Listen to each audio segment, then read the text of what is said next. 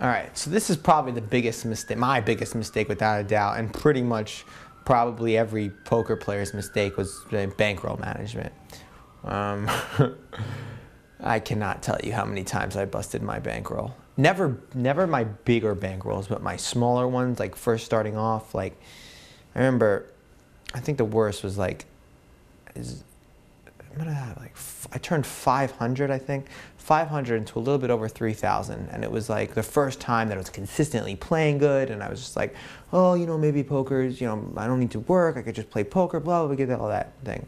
And I lost it all in like 2 days because I moved up to 2.5 and tried to do some tricky things. And I was just like, it hurts so much to work at something for so long and then bust your bankroll. And listen, I tell players all the time, like, bankroll management is the most important thing. Bankroll management is the most important thing. You have to practice proper bankroll management. It's the only way you'll be a successful player over the long run. But the fact of the matter is, I'll be honest with you, coming up, I did not practice proper bankroll management. I busted my rolls so many times.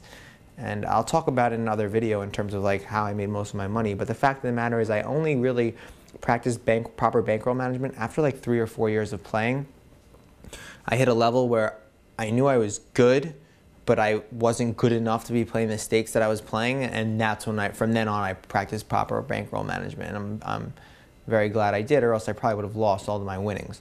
But the fact of the matter is, it's just so difficult. You need to understand, you need to have some sort of framework or some sort of idea of, you know, what proper bankroll management is for you. I mean, the fact of the matter is, people make a lot of different statements about what's right, but it really depends on you. It's a highly customizable thing.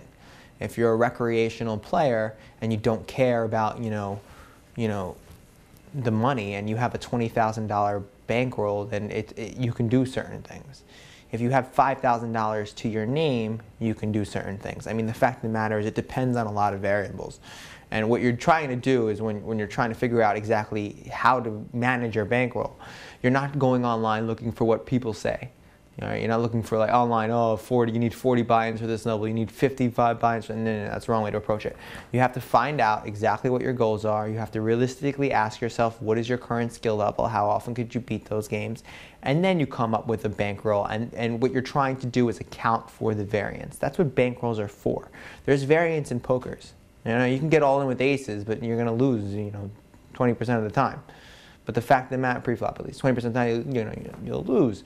So bankrolls are not just these arbitrary numbers. They're a set of requirements that will allow you to deal with the ups and downs of poker. So the variance of poker. That's why we have bankrolls. All right, that's the most important part. Now, for some players, they're so tilty and they go so nuts when they lose a certain, you know, a couple of buy-ins. They need stronger bankroll requirements, because you need to account for that. That's why bankroll, you know, ideas about bankroll are so much more different than what the average person thinks.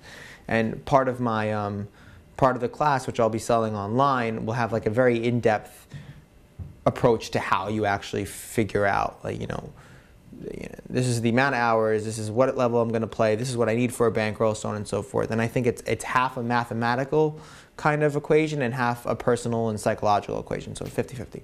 Okay, in terms of how you come up with the optimal bankroll. But like, listen, I mean, I feel like a hypocrite telling you to practice proper bankroll management, because I didn't for so long.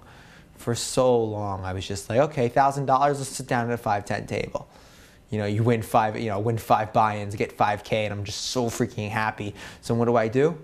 Let's play another 5-10 table. Play another 5-10, all of a sudden 5K becomes 4, 4K becomes 3, 3K becomes 2. I shove all in against this crazy aggressive player because I know he doesn't have anything. He shows me aces, and there we go. I'm back down to 0. Can't tell you how many times I've done that in my life.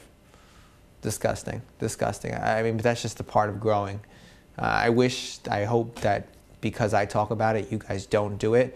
But I know you kind of got to get busted once in a while in order for you to learn. But I learned my lesson a long time ago, and I have no intention of ever practicing improper bankroll management again based on my current situation. If you have any questions, just feel free to leave some comments. If you want to give me some information, I'll try to figure out what I think personally is a good bankroll requirement for you. But please, guys, please practice proper bankroll management.